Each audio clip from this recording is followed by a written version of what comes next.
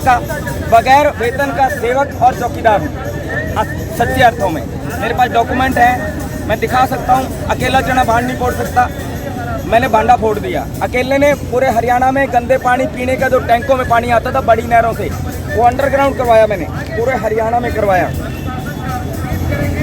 ये थोड़ा सा आप देख सकते हैं सर, एक मिनट ना,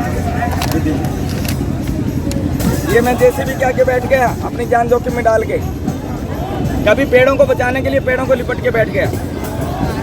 तो अभी क्या लगता है ये जो स्टूडेंट का प्रोटेस्ट हो, जवाब दे रहा हूँ आपको। हाँ, ये पानी गंदा होता है। ये जो स्टूडेंट का प्रोटेस्ट हो, क्या लगता है सरकार मांगे पूरी करेगा? करवा कर रहेंगे। राजेश हिंदुस्तानी जब अकेला करवा सकता है तो बहुत, और जागना पड़ेगा। देश के नेताओं, अपनी अपनी पार्टियों से सभी सुन लो। ये लो, मैं कहना चाहता हूँ, देश के युवाओं को मैं धन्यवाद करता हूँ, जैन जी को धन्यवाद करता हूँ कि वो जागी है, लेट से ही लेकिन थोड़ा और जागना होगा। अपने अपने तक हैं, कोई नौकरी कर रहा है, कोई कुछ कर रहा है, कोई, लेकिन आपको जागना होगा, देश को जगाना होगा। आप उस कुर्बानियों को व्यर्थ मत जाने दें जिन्होंने जेलें और फांसी भुगत कर ये ब्रिटिश फ्लैग से ये तिरंगा लिया, और इसके आदर्शों और संविधान की रक्षा करें, लोकतंत्र को बचाएं। आप आगे आएंगे तो ये नेता छूमंतर हो जाएंगे, अफसर टिकने वाले नहीं है, चोर टिकते नहीं है।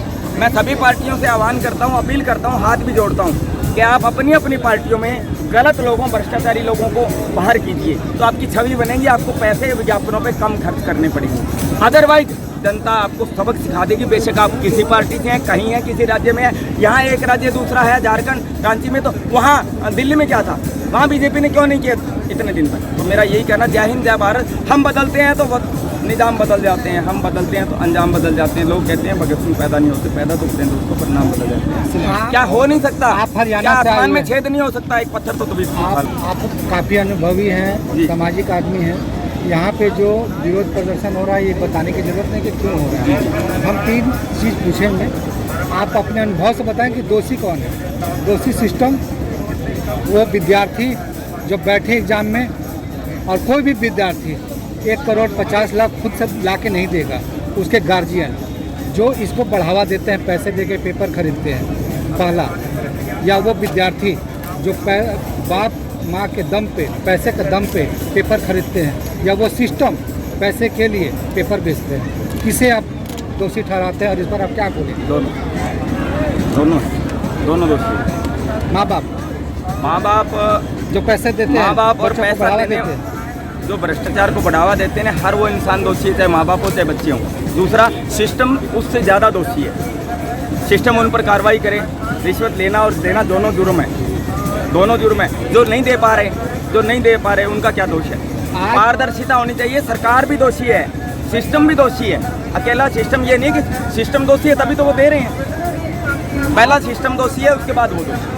इतने जांच हुए देश में, आप भी बहुत सामाजिक काम कर रहे हैं, हरियाणा से आए हुए हैं, झारखंड में इतने जांच हुए, कोई ऐसा जांच आपके नज़र में जो जनता के बीच आया हो खुले दिल से, और जनता को ये मालूम हो ये जांच हुआ और उसका रिजल्ट ये निकला, कोई ऐसा अभी तक आपने देखा? जांच में वो लोग लिपापोती करते हैं अपनों को बचाने का। सारी जगह का वही हाल है, चाहे दिल्ली हो चाहे यहाँ हो, लेकिन अब जनता जाग रही है। मैं जैन जी को, युवाओं को सलाम करता हूँ, प्रणाम करता हूँ, उनको नमस्कार करता हूँ, दुआएं करता हूँ, और मेरे परमात्मा से दुआ है। मेरी चिट्ठी तो परमात्मा के पास है, मेरी औकात है कि मैं परमात्मा को अपना अपनी अपील कर सकता हूँ, और वो मैं करता हूँ। तो उसका रिजल्ट आज सामने है। जो अब ये रिजल्ट है, ये पब्लिक जाग रही है, और इन नेताओं को जागना पड़ेगा। बेशक किसी पार्टी को, सबको जागना पड़ेगा। आपने जैन जी का नाम लिया, दिल्ली में जैन जी ने प्रोटेस्ट किया, यहाँ भी जैन जी है, दोनों में आपको क्या फर्क दिखा?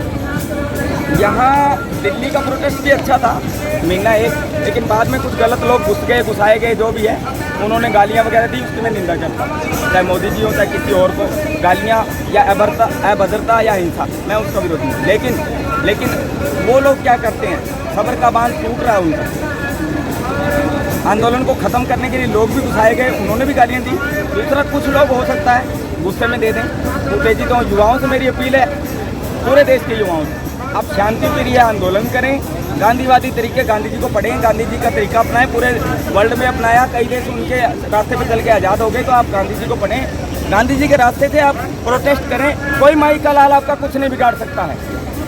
सरकार हमारी है, we are the people of India.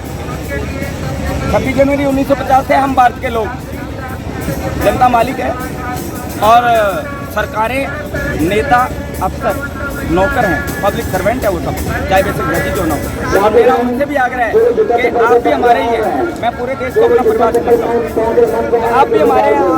आप बांटने की या कोई ऐसा गड़बड़ करने की ना करें और आप युवाओं को या किसी को ये मौका ही ना दें। आप अच्छे काम करें, अच्छी तनख्वाह आ रही है, जनता टैक्स देती है आपको, सरकार को तो टैक्स सरकार बनती है, तो आप अच्छे काम करें। क्या लेना आपको, क्यों बुराई लेते हो, क्यों बददुआएं लेते हो और क्यों ये आंदोलन में गालियां खाते हो, जरूरत ही नहीं।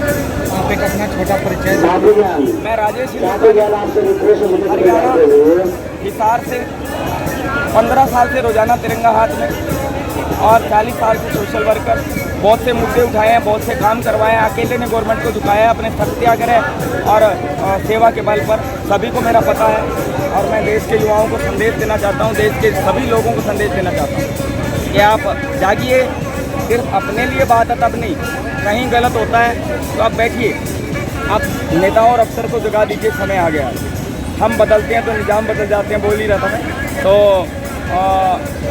जिंदा करकर भी औरों के काम तुम आया करो, फूलों से जीना सीखो, कांटों में जीना कराया। उजड़ा हो बात किसी का पौधे, तुम भी वहाँ नए लगाया करो। इंसान बनकर आए हो तुम, अपने देश और समाज के लिए भी कुछ करके जाया करो। चलिए बहुत बहुत जय हिंद, जय भारत, वंदे मातरम, इंकलाब जिंदाबाद, सत्यमेव जयते।